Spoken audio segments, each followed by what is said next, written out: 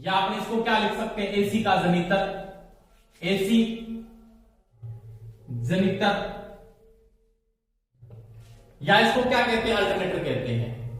एक सभी दोस्तों मैं आपको बताना चाहता हूं कि सभी बच्चे नियमित क्लास को जरूर अटेंड करें।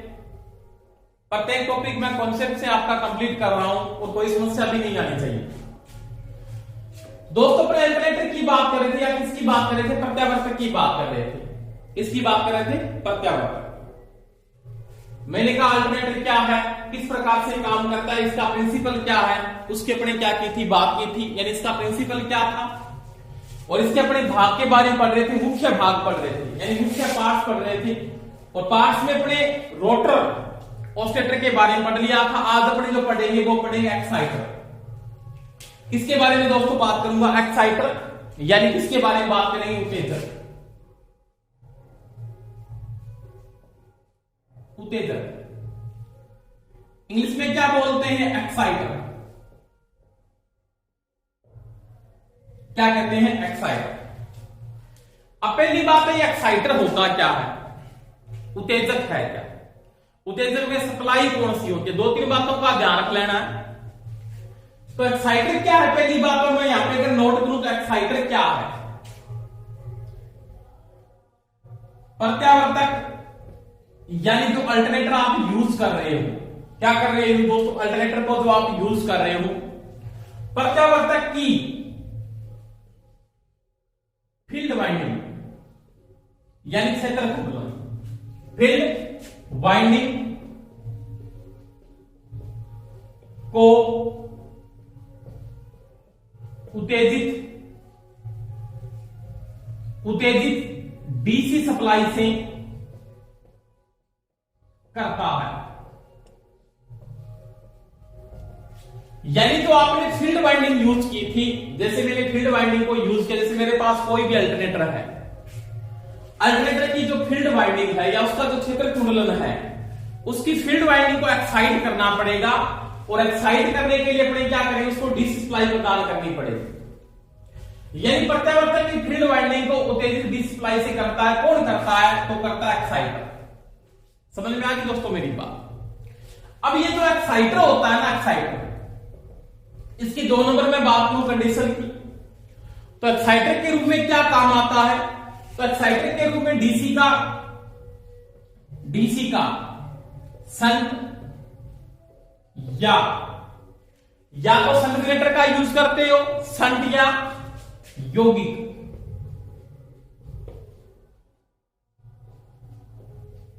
जनित्र का उपयोग किया जाता है। ये चीज का ध्यान रख लेना, 2 नंबर बात मेरी। कोई समस्या नहीं होनी चाहिए। 3 नंबर में अगर बात करूं यहां पे, तो एक्साइटर के अंदर डीसी सप्लाई की लगभग 250 वोल्टेज होती है। कहीं पे 230 लिखा है, कहीं पे 240 लिखा है, नॉर्मल 250 वोल्टेज होती है। ध्यान रख लेना, कोई समस्या नहीं आएगी इसके अंदर। 250 वोल्टेज होती है, और कौन सी होती है, डीसी। दूसरी बात यहां पे एक चीज का यह भी ध्यान रख लेना कि जो एक्साइटर आप यूज कर रहे हैं, जैसे इस प्रकार का इसका सिस्टम बना होता है मेरे पास, कि मेरे पास मान लिया एक अल्टरनेटर है, ये तो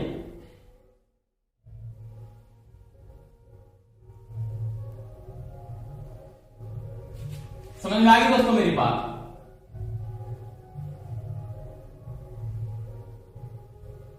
ये प्रत्यावर्तक है।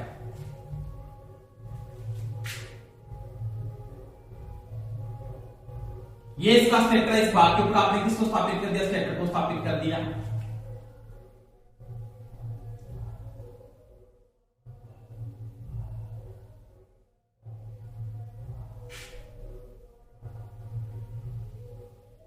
ठीक है,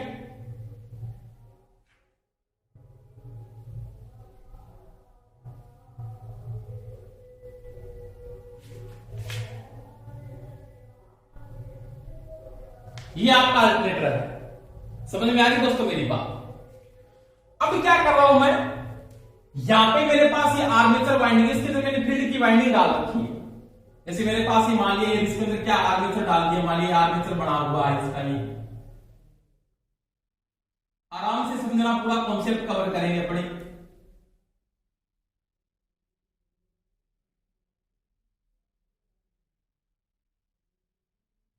ये आपका आर्मेचर है मान लिया, और यहां पे मैंने क्या डाल रखी है, फील्ड वाइंडिंग। आर्मेचर वाइंडिंग है तो आर्मेचर अगर होगा तो इसमें कौन सी वाइंडिंग होगी, तो स्टेटर की वाइंडिंग होगी। रोटर है, मान लीजिए रोटर में यूज कर रहा हूं, ये घूमता हुआ फील्ड प्रकार का है, ये रोटर है मान लीजिए। तो रोटर के अंदर मैंने क्या डाल दिया, यहाँ पे फील्ड वाइंडिंग डाल दी है, ये फील्ड वाइंडिंग है। समझ में आई दोस्तों मेरी बात। जिनको मैंने क्या किया, यहाँ पे दो स्लिप रिंग का यूज किया,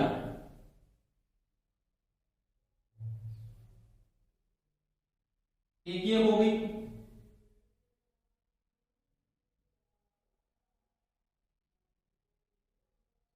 एक ये हो गई, और यहां पे मैंने लगा दिया दोस्तों प्राइम मूवर।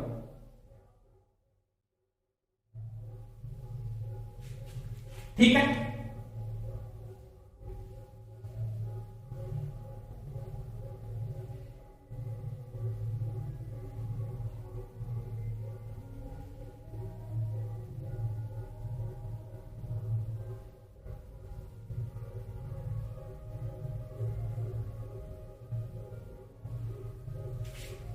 तो ये तो है प्राइम मूवर।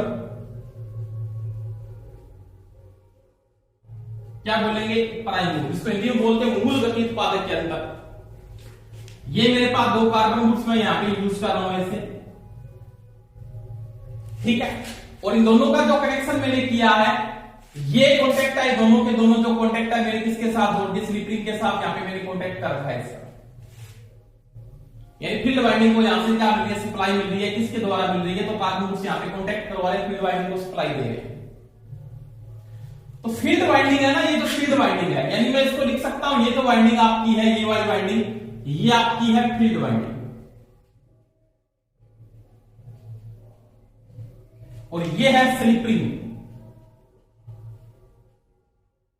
और स्लिप रिंग किसके साथ जुड़ी है, तो वो जुड़ी है फील्ड वाइंडिंग के साथ। समझ में आया कि रोटर घूमेगा उसके साथ ये स्लिप रिंग जुड़ी है, तो स्लिप रिंग फील्ड वाइंडिंग के साथ जुड़ी है। यहां पे मैंने जो वाइंडिंग डाल रखी है स्टेटर वाइंडिंग है, ये स्टेटर है। अगर 3 फेज का, यहां पे 3 फेज की वाइंडिंग होगी, सिंगल फेज की वाइंडिंग होगी, तो ये जो वाइंडिंग है ना, ये वाली वाइंडिंग, ये वाली वाइंडिंग, ये वाइंडिंग आपके पास है स्टेटर वाइंडिंग। कौन सी है, स्टेटर वाइंडिंग। और यहां पे मैंने लगा रखा है डीसी का जनरेटर छोटा,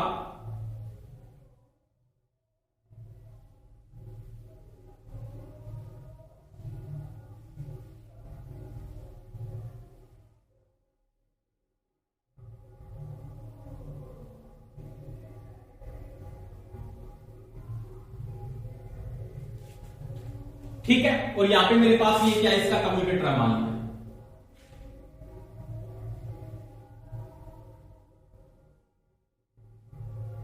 डीसी का जनरेटर है। यहां पे मैंने इसके कनेक्शन से अंदर कम्यूटेटर से कनेक्शन कर रखा बाहर से, और यहां से मैं सप्लाई दे रहा हूं, इसको बोलूंगा एक्साइटर।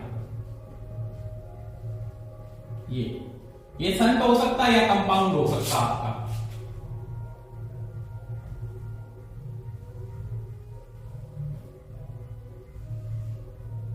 ये कनेक्शन इसके साथ कर दिया मैंने,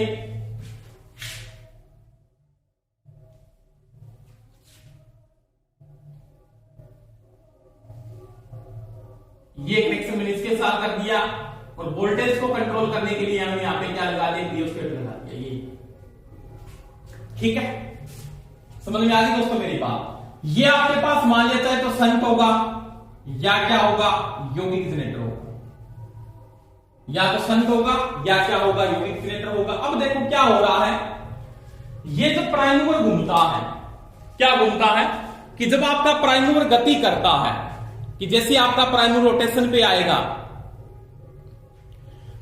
तो जैसे ये प्राइम मूवर घूमता है, तो ये आपका जनरेटर भी इसकी शाफ्ट के ऊपर, इनकी शाफ्ट एक ही है, एक ही शाफ्ट पे लगी है सारे के सारे। जैसे ये रोटेट होगा, तो प्राइम मूवर घूमेगा तो आपको पता है ये क्या, दो डीसी का जनरेटर भी घूमेगा, ये क्या करेगा, डीसी पैदा करेगा, स्लिप रिंग के द्वारा क्या मिलेगी, रोटर की फील्ड वाइंडिंग को मिलेगी। ये रोटर पे कौन सी वाइंडिंग डाल रखी है आपने, रोटर पे फील्ड वाइंडिंग है, और स्टेटर पे कौन सी वाइंडिंग है, स्टेटर वाइंडिंग है। इसको आप स्टेटर पे कौन सी वाइंडिंग करके, मैंने बताया भी आपको कौन सी करते हैं, आर्मेचर वाइंडिंग करते हैं। तो जैसे ये डिस्प्लाई इसमें जाएगी, फील्ड का फ्लक्स इसको काटेगा, तो यहाँ पे कौन सी धारा पैदा हो जाएगी, एसी। अगर ये 3 फेज का तो आपके पास यहाँ पे आएगी 3 फेज बार, अगर ये सिंगल फेज का तो आपके पास आएगी सिंगल फेज बार, तो टर्मिनल वेग से सीधी बाहर निकल जाती है।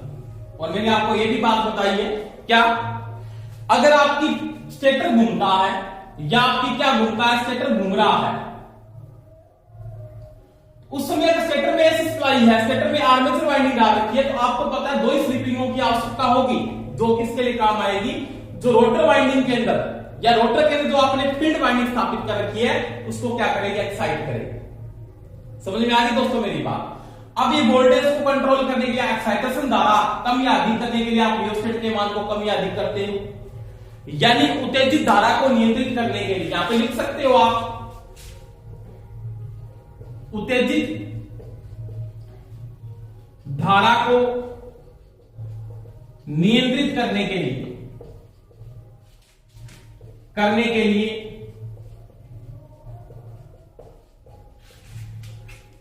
परिवर्तनशील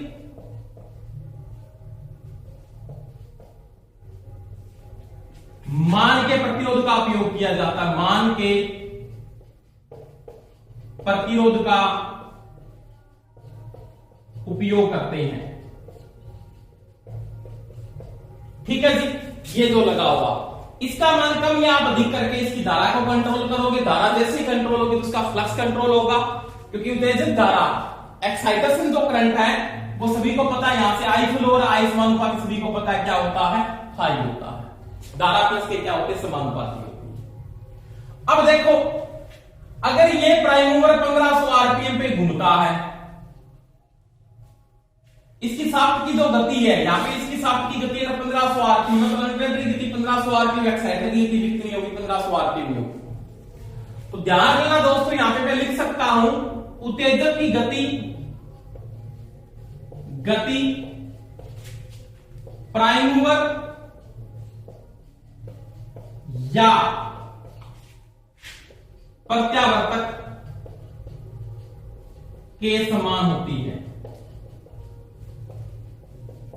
ये भी चीज दिमाग में सेट कर लेना। दोनों की स्पीड आपको पूछ सकता है एक्साइटर की गति किसके समान होती है, चाहे तो वो अल्टरनेटर बोल दे, चाहे क्या बोल दे, प्राइम मूवर बोल दे, दोनों की गति के क्या होती है, बराबर होती है। क्योंकि ये जो यांत्रिक ऊर्जा दे रहा है ना, वो एक्साइटर को भी मिल रही है, उसको मिल रही है, अल्टरनेटर को भी मिल रही है। परंतु यहां पे किसका उपयोग हो रहा है, ब्रुश का उपयोग हो रहा है, क्योंकि स्लिप रिंग के साथ भी ब्रुश लगा हुआ है। इसके अंदर क्या लगा होगा, यहाँ पे कम्यूटेटर लगा होगा, तो कम्यूटेटर के साथ भी क्या लगा होगा, ब्रुश लगा होगा। तो ये जो एक्साइटर है ना, ये कहलाता ब्रुश सहित उत्तेजक। ये चीज का ध्यान रखना, क्योंकि इसके साथ किसका उपयोग होता है, ब्रुश लगे होते हैं, यानी जो ब्रुश आप यूज कर रहे हो वो यहां पे भी यूज होते हैं, यहां पे भी यूज होते हैं। क्योंकि इसके अंदर क्या लगा होगा, यहाँ पे कम्यूटेटर लगा होगा, और कम्यूटेटर में क्या लगेंगे, ब्रुश लगेंगे। सिंपल बात, अगर मैं बाहर की बात करूं, यहाँ पे आपका जो कम्यूटेटर बना होता है, ये कम्यूटेटर मान लिया ऐसे, ये जो कम्यूटेटर बना हुआ है, इसके साथ यहाँ पे जो मैंने ये कॉन्टेक्ट कर रखा है, जैसे इसको ऐसे जोड़ दिया, मान लिया ये कम्यूटेटर को मैंने बाहर निकाल के दिखा दिया, ऐसे कम्यूटेटर मान लिया, इसको पूरा बना देता हूं, देखो आराम से, कोई समस्या नहीं आनी चाहिए आपको।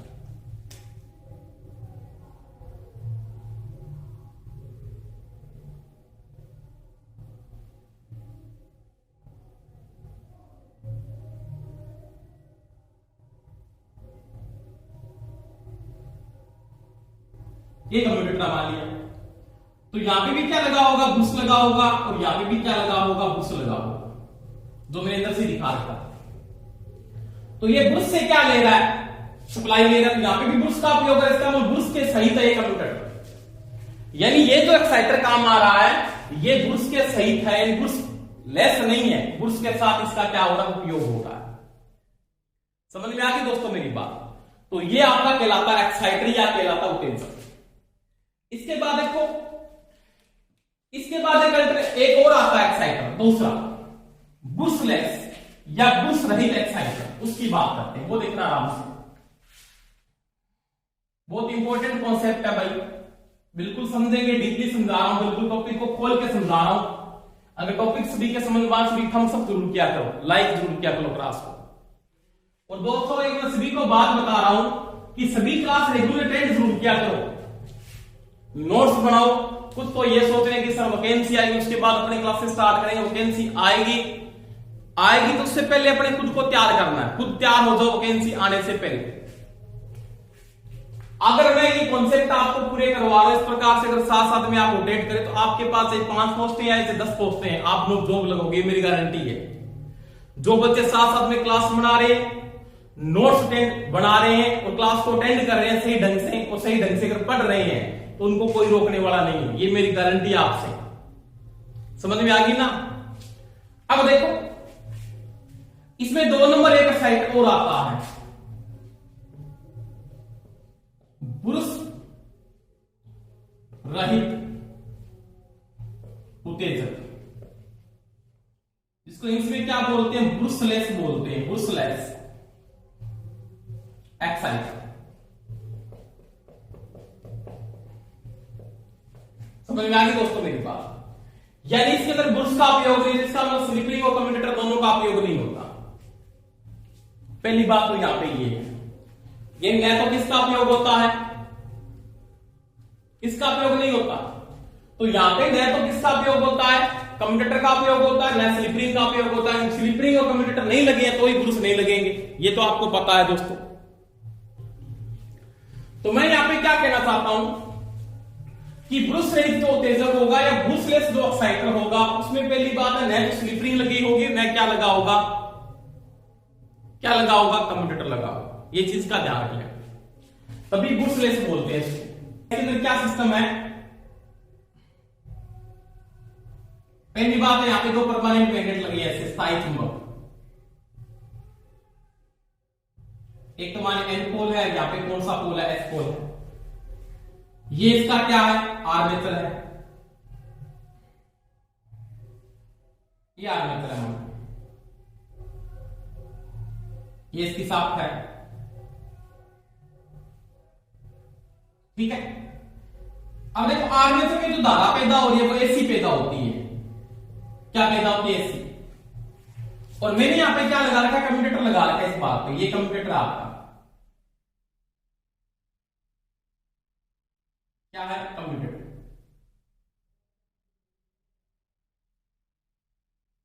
ये कम्यूटेटर है, क्या लगा रखा है? कम्यूटेटर। तो ये जो है ना, ये इसको बोलते हैं आप सहायक उत्तेजक,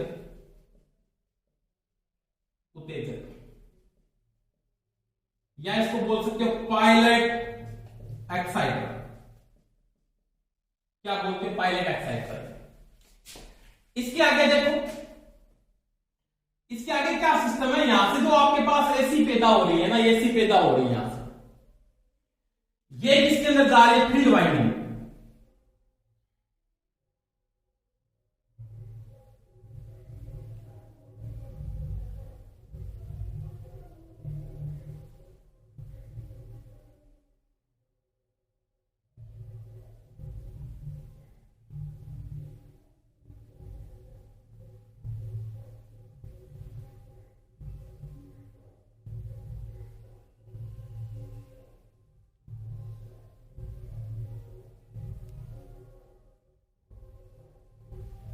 आराम से देखना, थोड़ा टाइम लग सकता है चित्र बनाने के अंदर,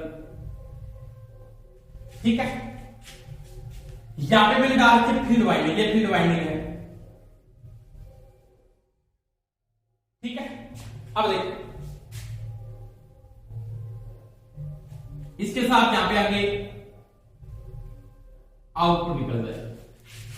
यहां पे मेरी ये आपके पास है फील्ड वाइंडिंग को मैंने यहां पे सप्लाई के साथ जोड़ दिया, ऐसे कनेक्शन कर दिया फील्ड वाइंडिंग के साथ, यानी फील्ड वाइंडिंग को मैंने सप्लाई के साथ जोड़ दिया, किससे? पायलट एक्साइटर के द्वारा। यानी पायलट एक्साइटर से मैंने क्या करी? फील्ड वाइंडिंग को सप्लाई दिया। आपके पास ये फील्ड वाइंडिंग है। अब देखो आर्मेचर वाइंडिंग में क्या वाइंडिंग है? एसी की 3 फेज की स्टार वाइंडिंग है, ये रही 3 फेज पैदा हो रहे हैं आर वाई और बी। अब क्या है कि ये जो फील्ड वाइंडिंग है ये जैसी एक्साइट होती है तो ये जैसे घूमेगा इसमें 3 फेज की एसी पैदा होगी। क्या पैदा होगी? एसी। और ये जो वाइंडिंग है ये कौन सी वाइंडिंग है? ये आर्मेचर वाइंडिंग है।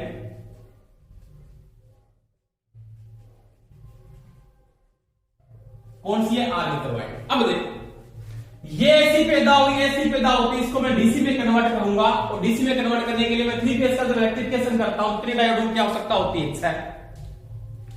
यानी 3 फेज का रेक्टिफिकेशन दूंगा क्योंकि मेरे को हाई वोल्टेज की डीसी वहां पे देनी है मान लिया, तो मैं यहां पे 6 डायोडों को लगाता हूं ऐसे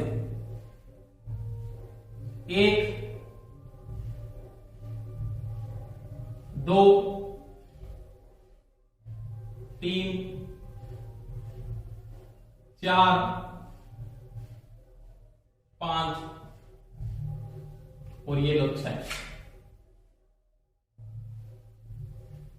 ये इसी लाइन का नेगेटिव, ये इसी लाइन का पॉजिटिव। ठीक है, अब ये नेगेटिव और पॉजिटिव सिरे ये इसकी साफ्ट को मैं आगे लेके चला जाता हूं ऐसे मानिए इसकी साफ्ट आई। अब इसको मैं 3 फेज सप्लाई के साथ यहां पे जोड़ देता हूं मैं इसके, जैसे एक फेज तो ये चला गया, इसके साथ जोड़ दिया, दूसरा फेज ये चला गया, इसके साथ जो तीसरा फेज आपका ये चला गया, यहां पे कनेक्ट कर दिया, यानी इसको आर दे दिया और वाई दे दिया और क्या दे दिया? बी। अब यहां पे क्या होगी? डीसी कन्वर्ट हो जाएंगे डीसी। ठीक है, ये इसकी साफ्ट के ऊपर ही फिक्स होता है। ये जो 6 के 6 डायोड है ये साफ्ट के ऊपर ही क्या होते हैं? फिक्स होते हैं। अब ये जो एक्साइटर है ना, ये वाला एक्साइटर, अब ये एक्साइटर ये बोलेंगे इसको मेन एक्साइटर हो गया ये। इसके अंदर किसी भी प्रकार का बूस्ट इधर कौन सा बूस्ट नहीं लगा, क्योंकि यहां पे डीसी कन्वर्ट करने के लिए क्या लगा रखा है? डायोड लगा रखे हैं। क्या लगा रखे हैं? डायोड। अब वही सिस्टम होगा आगे। यहां पे क्या बना आपका? मान लिया अल्टरनेटर बना हुआ, ये अल्टरनेटर है मान लिया यहां पे,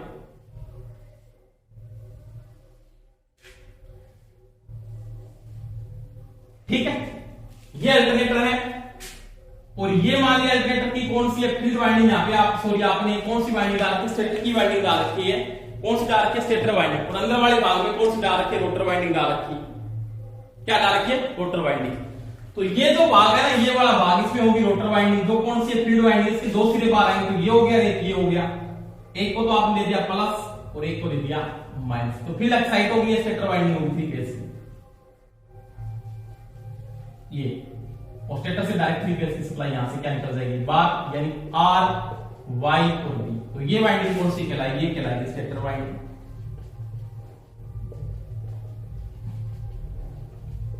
तो ये आपका अल्टरनेटर है। ये क्या है? प्रत्यावर्तक। क्या अल्टरनेटर? इसको बोल सकते हैं प्रत्यावर्तक।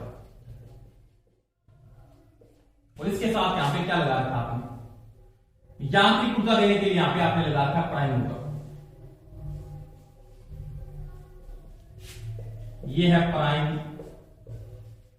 इसको हिंदी में क्या बोलते हैं? मूल गति उत्पादक यंत्र। तो ये सिस्टम बना होता है इसके अंदर पूरा का पूरा कॉन्सेप्ट समझ में आएगा। आपकी पूरी की पूरी लंबी एक साफ्ट है, ये पूरी साफ्ट है एक ही। सबसे पहले क्या होगा कि जैसे ये प्राइम मूवर घूमता है तो क्या होता है? ये आपने जो यहां पे स्थायी चुंबक यूज किया, परमानेंट मैग्नेट, ये परमानेंट मैग्नेट है, स्थायी चुंबक।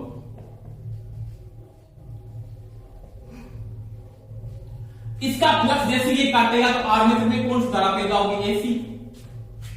जैसे एसी पैदा होगी तो ये क्या लगा है? कम्यूटेटर। कम्यूटेटर एसी को किसमें चेंज करेगा? डीसी में, यानी अधिक परिवर्तक है। एसी को किसमें कन्वर्ट करेगा? डीसी में। तो फील्ड वाइंडिंग डीसी से क्या होगी? एक्साइट हो जाएगी। जैसे ये एक्साइट होगी फील्ड वाइंडिंग तो यहां पे क्या होगी? 3 फेज की एसी पैदा। 3 फेज की मैंने वाइंडिंग डाल रखी है, इसमें एसी पैदा हो जाएगी। अब इसी को एसी को डीसी में कन्वर्ट करने के लिए मैंने 6 डायोड इसकी साफ्ट के ऊपर फिक्स कर रखे हैं। ये जो आपकी साफ्ट है, ये जो साफ्ट आप यूज कर रहे हो, ये वाली जो साफ्ट आप यूज कर रहे हो, ये वाली एक ही है सारी सभी की ऐसे जाता है। इसकी साफ्ट के ऊपर 6 के 6 डायोड मैं साथ में फिक्स कर लेता हूं, पहले से फिक्स होता है सिस्टम में। अब ये 3 फेज की एसी किस में कन्वर्ट होगी? डीसी में। कौन कन्वर्ट करेगा? ये 3 फेज की एसी को डीसी में कन्वर्ट करेंगे। कौन करेंगे? डायोड, जो आपने ये लगा रखी। अब ये डीसी किस में आएगी? रोटर वाइंडिंग में। रोटर में कौन सी वाइंडिंग है? रोटर में यहां पे कौन सी वाइंडिंग है? फील्ड वाइंडिंग है। और फील्ड वाइंडिंग क्या होगी? एक्साइट होगी। एक्साइट फील्ड वाइंडिंग जैसे ही घूमती है तो क्या करेगा? स्टेटस का प्लस काटेगा और इसमें क्या पैदा हो जाएगी? एसी। अगर ये 3 फेज का, इसमें 3 फेज में यूज होती है और 3 फेज में आप इस सप्लाई को डायरेक्ट क्या निकाल लोगे? बाहर निकाल लो। तो ये होता है दोस्तों बुर्स्ट रहित उत्तेजक। यानी आपका ये तो एक्साइटर है, वो मेन एक्साइटर है, और ये क्या है? पाइप एक्साइटर है, या क्या है? साइड एक्साइटर है। तो ये सिस्टम बड़ा होता है किसके अंदर? बुर्सलेस के अंदर। आपको पूछ सकता है बुर्सलेस एक्साइटर के अंदर 2 एक्साइटर काम आते हैं। कौन कौन से? एक तो सहायक एक्साइटर काम आता है, एक आता है मेन एक्साइटर का। पायलट एक्साइटर और मेन एक्साइटर या मुख्य एक्साइटर। पायलट एक्साइटर का क्या काम होता है? इसमें फील्ड के रूप में स्थायी चुंबक काम आता है। इसमें सिंगल फेज की एसी पैदा होती है, सिंगल फेज सप्लाई पैदा होती है, जो कम्यूटेटर एसी को किसमें कन्वर्ट करता है? डीसी में, क्योंकि आर्मेचर वाइंडिंग में एसी पैदा होगी ना। एक प्रकार का डीसी का जनरेटर ही है ये एक प्रकार का क्या? डीसी जनरेटर है,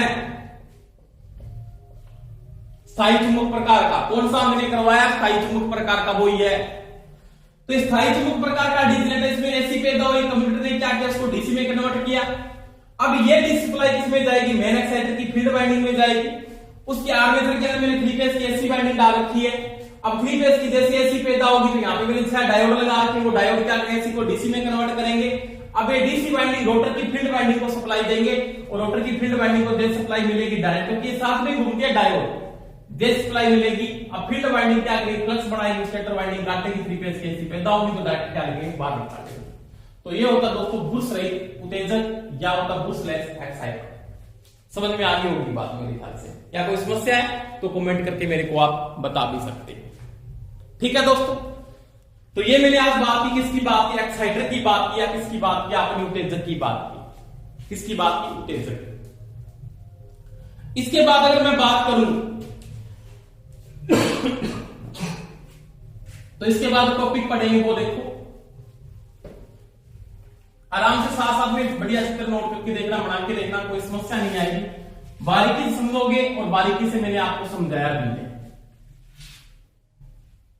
थोड़ा सा डीपली जरूर है, परंतु क्वेश्चन इसके आते हैं, ये गारंटी है मेरी, ये थोड़ा ध्यान रख लेना।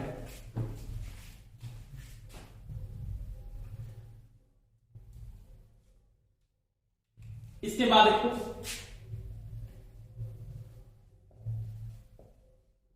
प्रत्यावर्तक का कला अनुक्रम। कला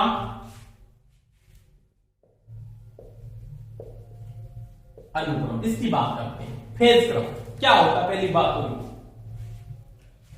अब देखो दोस्तों कि जो धारा आपके पास एसी पैदा हो रही है, क्या पैदा हो रही है? एसी। जैसे आपने नॉर्मल सी बात की, आपके पास जैसे मेरे पास ये फील्ड की वाइंडिंग है, मान लिया यहां पे,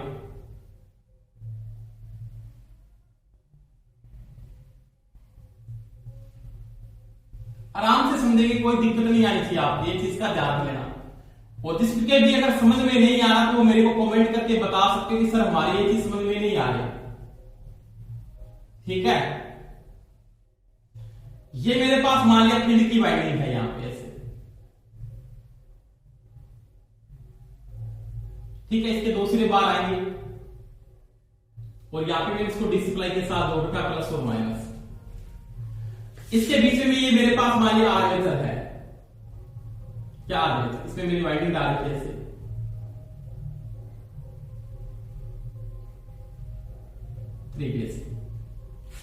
ये आपका मान लीजिए तो आर फेस है। कौन सा है? ये आर फेस है, ये वाई है, और ये कौन सा है? बी। इसमें देखो क्या घूम रहा है, इसमें आर्मेचर, रोटर के ऊपर कौन सी वाइंडिंग डाल रखी है? आर्मेचर वाइंडिंग डाल रखी है रोटर पे। ठीक है, यानी आपका आर्मेचर घूम रहा है। ये कौन सा है? घूमता हुआ आर्मेचर प्रकार। ये लिख सकता हूं मैं, घूमता हुआ आर्मेचर। क्योंकि मेरे को पता है कि जब आर्मेचर घूमता है ना, तो आर्मेचर के ऊपर मैं कौन सी वाइंडिंग, रोटर के ऊपर कौन सी वाइंडिंग डालता हूं, आर्मेचर वाइंडिंग डाल के फील्ड के ऊपर आपने ये वाइंडिंग डाल दी। दूसरी कंडीशन आपके पास ये भी हो सकती है, ऐसे भी सिस्टम हो सकता है ना, ये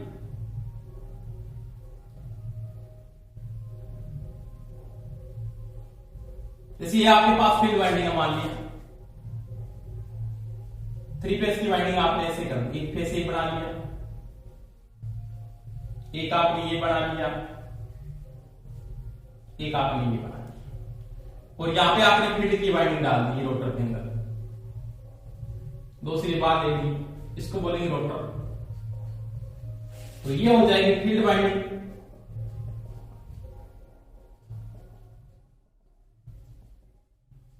ठीक है, और ये हो जाएगी बात आपके पास 3 फेस की वाइंडिंग, ये स्टेटर वाइंडिंग।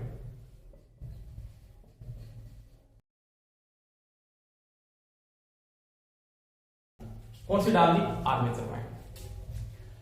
तो यहां पे क्या घूमता है, यहां पे आपका क्या घूमता है, आपकी फील्ड घूमती है, स्टेटर घूमता है, ऐसे बोलते हैं स्टेटर घूमता और स्टेटर प्रकार का अल्टरनेटर रहेगी, और यहाँ पे घूमता हुआ आर्मेचर प्रकार का, यहाँ पे आर्मेचर घूम रहा है, यहाँ पे स्टेटर घूमता है।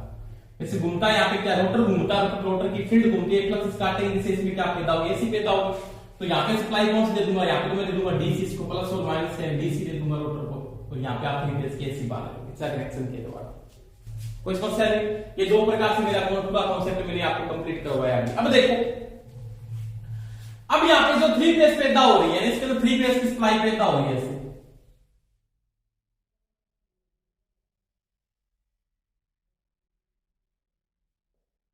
क्या पैदा होगी, 3 फेस की सप्लाई पैदा होगी।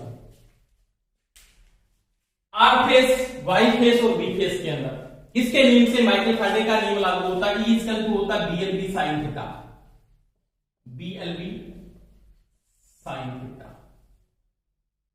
समझ में आ गई दोस्तों मेरी बात। अब क्या आर फेस में जो वोल्टेज पैदा हो रही है ना, आर फेस में जो वोल्टेज पैदा हो रही है वो 90 डिग्री पे मैक्सिमम पैदा होती है। मान लिया आपने ये जो आर फेस है ये 90 डिग्री पे मैक्सिमम वोल्टेज को पैदा करता है, तो यानी इसका जो फेस मिलेगा आपका, मान लो 90 डिग्री का डिफरेंस बना देता हूं यहां पे, ये 90 डिग्री, 180 डिग्री, 270 डिग्री, 360 डिग्री, ये सिस्टम बना हुआ।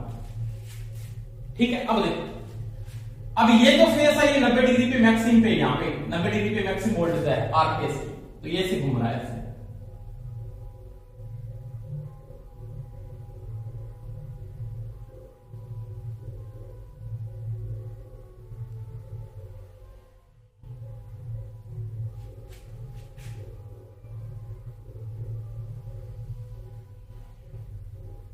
ठीक है, तो ये जो फेस है ना मेरा, ये कौन सा फेस है, आर फेस है। कौन सा है, आर फेस। ये 90 डिग्री पे मैक्सिमम वोल्टेज को पैदा करता है। ठीक, आपको पता है 3 कला के अंदर, 3 कला में कला अंतर 120 डिग्री का होता है, 120 डिग्री। दूसरी बात, 3 कला में वोल्टेज विस्थापन, ये मैंने कल बताया था आपको बात, विस्थापन भी 120 डिग्री होता है। कितना होता है, 120 डिग्री। अगर ये 90 डिग्री से स्टार्ट, मैंने कहा कि 90 डिग्री पे है, 90 डिग्री पे क्या अधिकतम मान पे है, तो आपका वाई फेस कितने डिग्री पे अधिकतम मान पे होगा, 120 डिग्री आगे, 120 डिग्री आगे होगा।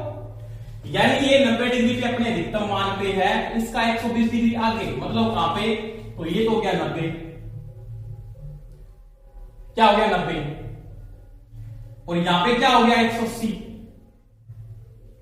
इसका 120 डिग्री, 90 में 30 जोड़ दो, 30 डिग्री यहां पे, यानी इस कंडीशन के ऊपर, यानी इस समय के ऊपर यहां पे,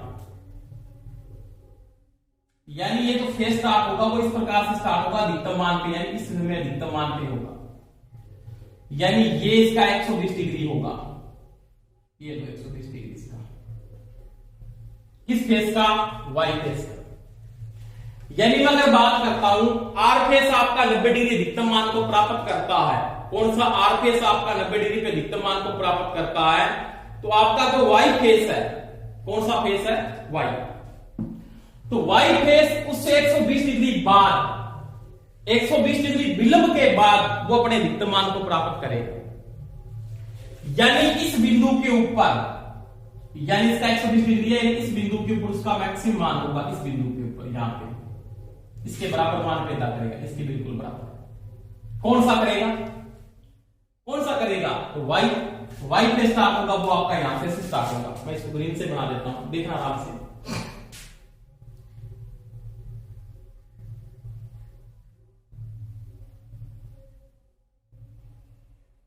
ठीक है,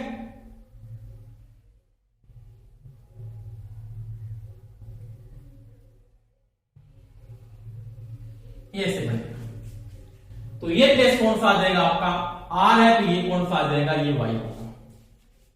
ये 120 डिग्री पे, इसका 120 डिग्री आगे। दोबारा से रिपीट कर रहा हूं, आराम से देखना दोस्तों, थोड़ा डीपली है पर समझ में जरूर आएगा, आपके आराम से समझोगे टॉपिक तो, नहीं तो समझ में नहीं आने वाला। देखो आराम से, मैंने कहा थ्री फेस का जो फेज डिफरेंस होता है वो 120 डिग्री होता है। समझ में आ गई दोस्तों मेरी बात। अब ये तो है नहीं कि चलते ही अधिकतम मान को प्राप्त करेगा। मैंने कहा आर फेस 90 डिग्री के ऊपर अधिकतम मान को प्राप्त करता है। ये 90 डिग्री से मैंने स्टार्ट किया इसको। जैसे मैं अगर बात करता हूं, आर फेस आपका ये है, ऐसे ये आर है, तो ये 90 डिग्री के ऊपर, ये 90 डिग्री पे अधिकतम मान को प्राप्त करता है, शिखर मान को, उच्चतम वैल्यू। आर फेस 90 डिग्री पे अधिकतम मान को प्राप्त कर लिया। अब देखो, जब आर फेस 90 डिग्री पे है तो वाई कितना होगा, तो वाई उससे क्या होगा, 120 डिग्री विलंब से चलेगा, विलंब का मतलब पिछड़ के चलेगा। ये 120 डिग्री के बाद या विलंब से, यानी वाई फेस 120 डिग्री विलंब से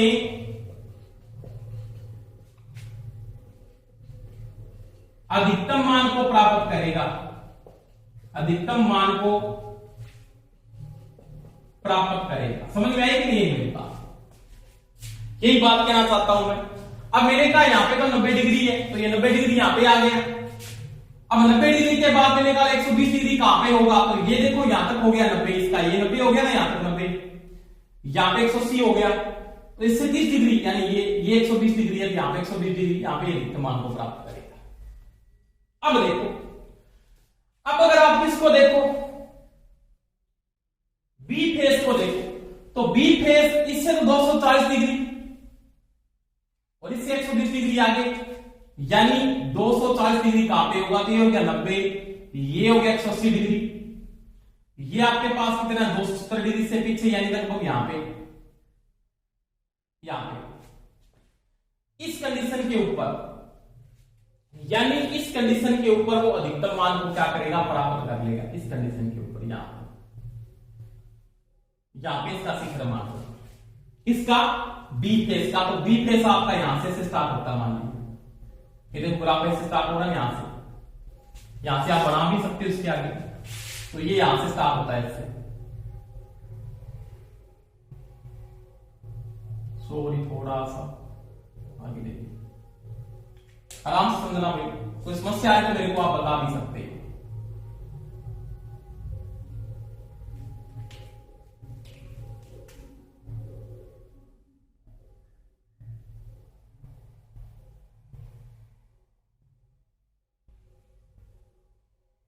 ये तो ये कौन सा फेस होगा, तो ये होगा आपके पास इसका बी फेस,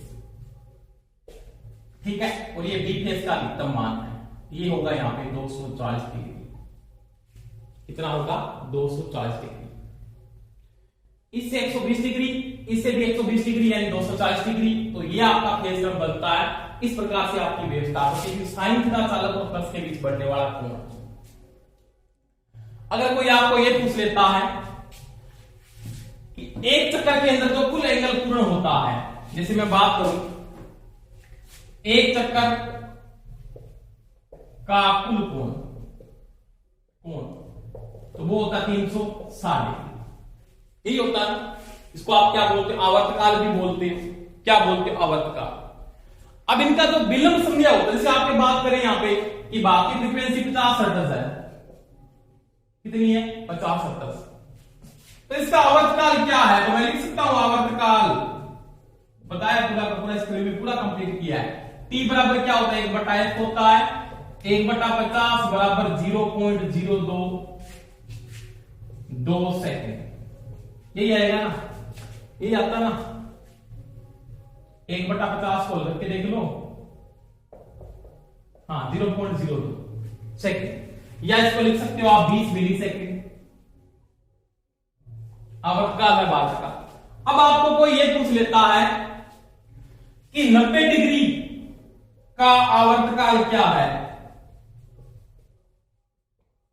या आपको पूछ लेता है शिखरमान का आवर्तकाल क्या है, शिखरमान का आवर्तकाल।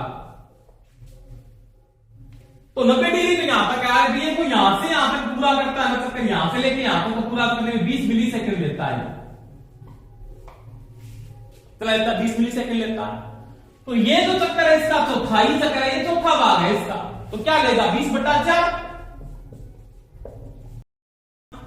मिली सेकेंड का समय लेगा ओनली को। तो इस शिखर मान पे पहुंचने के लिए 5 मिली सेकेंड का समय लेता है। अब यहां पे प्रश्न एक और बनता है कि प्रत्येक फेज का जो विलंब समय है, क्या है, विलंब समय। जैसे मैं बोलूं आर फेज 1/4 चक्कर पर शिखर मान पर है, शिखर मान पर 1/4, 1/4 पे है कि बिल्कुल है। तो इससे ये कितना विलंब के बाद शिखर मान पे पहुंचेगा, विलंब के बाद। तो इसका जो विलंब समय होगा ना, वाई फेज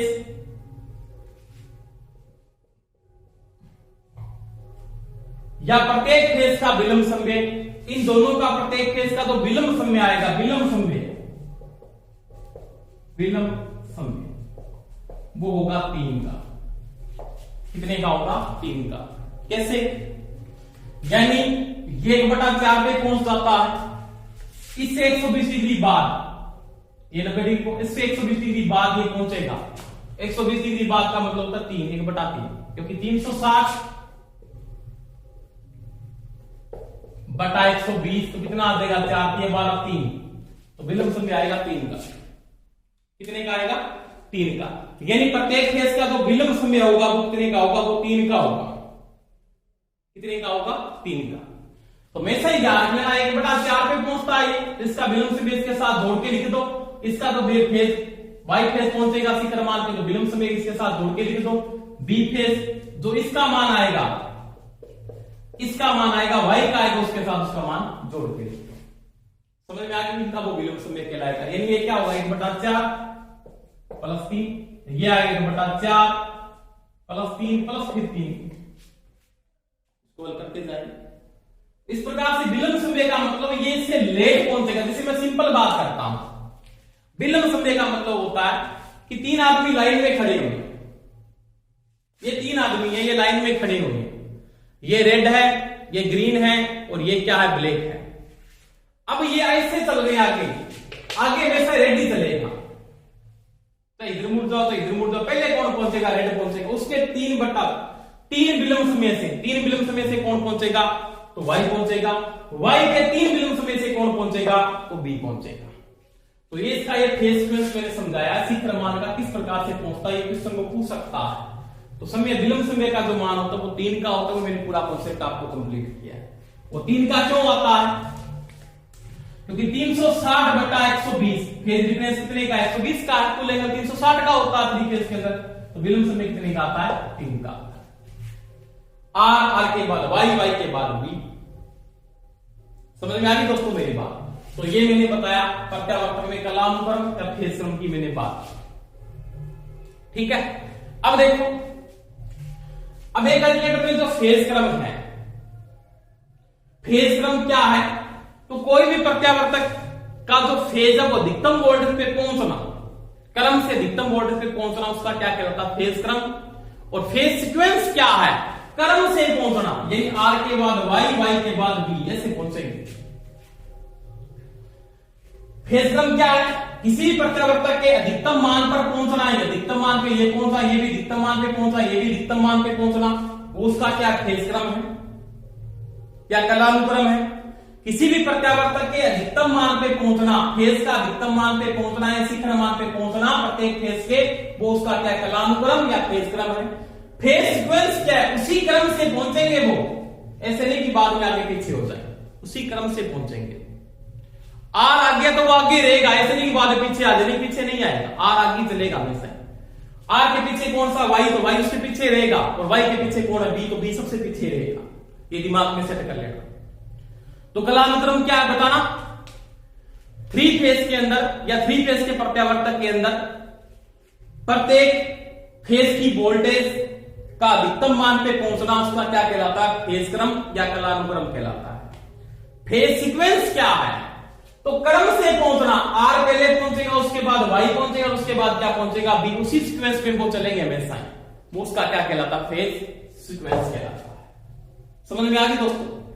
आज के लिए इतना ही, पूरा कॉन्सेप्ट मैंने कंप्लीट किया। ढंग से समझना ये टॉपिक, बहुत थोड़ा सा टफ लगेगा आपको, परंतु पर्सन जरूर आते हैं। बहुत डीपली मैंने समझाया, कोई नहीं बताएगा आपको, ये बातें ध्यान रख लेना, ये मेरी बात, ठीक है दोस्तों।